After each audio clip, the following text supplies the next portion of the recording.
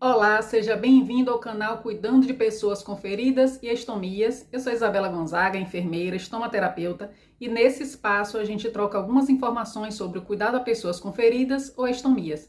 No vídeo da semana passada eu comecei a falar sobre uma lesão chamada de lesão por pressão. Infelizmente, é o tipo de ferida muito comum, tanto nos hospitais quanto até em pacientes que estão em domicílio, que estão acamados, em regime de home care. Então é muito importante para você que cuida de uma pessoa acamada, você ter a consciência do que é a lesão por pressão, quais são as estratégias que a gente utiliza para prevenir e para tratar esse tipo de ferida. Eu quero começar revisando os motivos, as causas que levam uma pessoa a ter lesão por pressão. Como o próprio nome já diz, é o tipo de ferida causada pela compressão. Na maioria das vezes, a compressão por uma proeminência óssea. Então, tem um osso que vai comprimir a pele, os tecidos que estão ali ao redor, contra uma superfície mais rígida. Então, se uma pessoa está acamada, a gente tem proeminências ósseas, principalmente na região do quadril, a gente tem a região da sacra, dos trocânteres, nos pés a gente tem os calcâneos, nas costas a gente tem a região das escápulas, na cabeça a região occipital.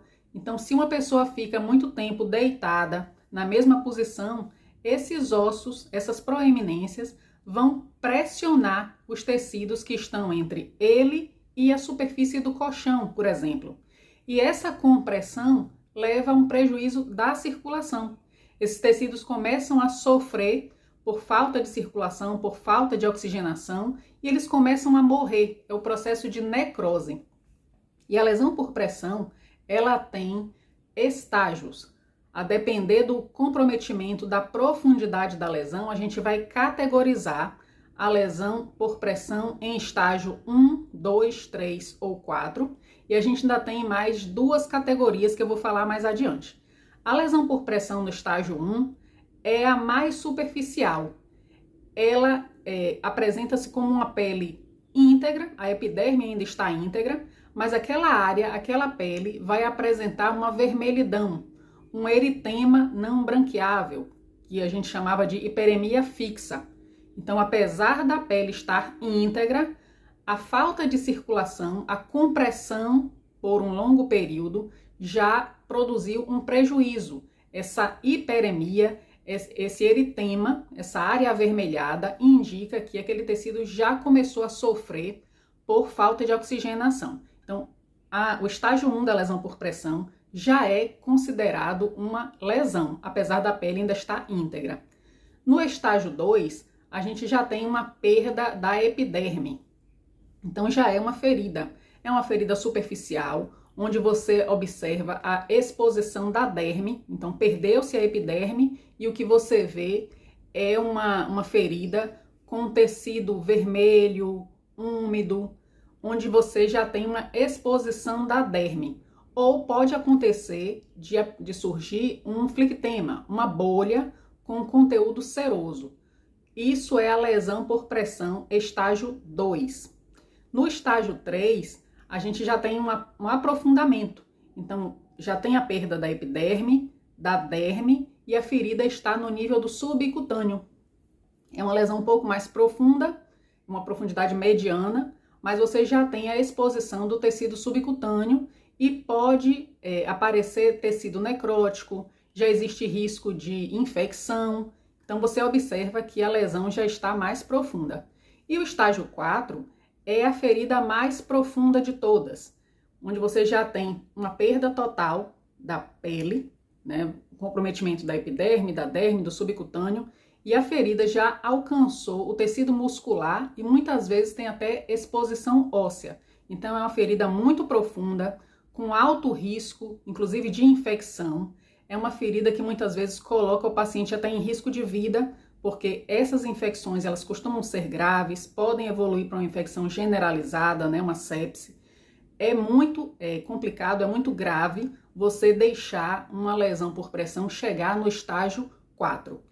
E eu falei que além das categorias de 1 a 4, a gente tem também duas outras classificações, que é a lesão por pressão não classificável, que é aquela lesão onde você observa uma capa de necrose.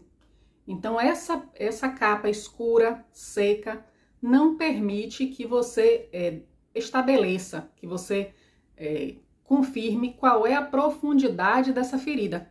Sabe-se que é uma lesão que está entre o estágio 3 ou o estágio 4. Já é uma lesão profunda. Porém, a capa de necrose que recobre essa área torna ela uma lesão não classificável. Você não tem certeza, não pode assegurar a profundidade dessa ferida.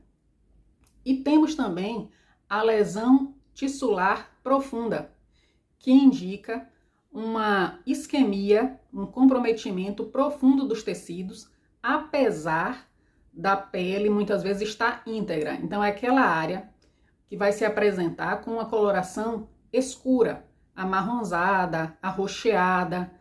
Porém, pode acontecer da epiderme ainda estar íntegra, mas essa alteração de coloração indica uma isquemia, um comprometimento profundo dos tecidos.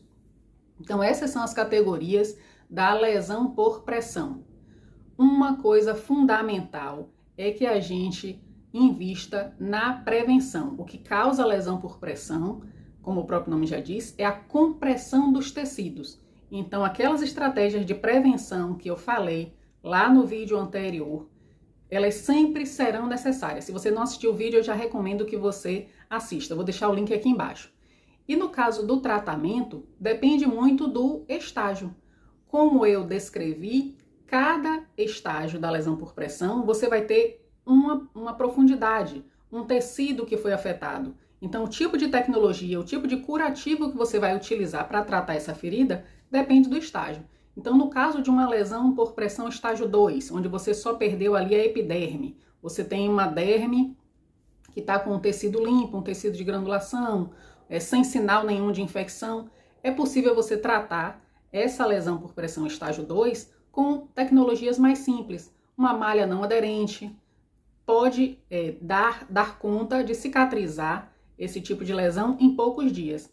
À medida que a profundidade da lesão por pressão vai aumentando, você já tem aí uma lesão estágio 3, né, com comprometimento até do subcutâneo, você vai precisando de curativos com mais recursos, com mais tecnologia. Muitas vezes surge um tecido necrótico, que é necessário uma tecnologia de desbridamento. Pode surgir sinais de infecção, e aí você vai precisar de um produto com ação antimicrobiana. É fundamental fazer uma avaliação correta da ferida, do tipo de lesão, para a gente estabelecer o melhor tratamento. O tratamento que vai dar conta de cicatrizar aquele tecido. Mas nunca perder de vista a importância de você aliviar a pressão. De nada adianta você utilizar o produto, o curativo mais tecnológico, a cobertura mais cara que existe no mercado, se você não tirou o fator causal, se você continua deixando o paciente na mesma posição por várias horas, comprimindo aquela ferida e causando isquemia naquele tecido.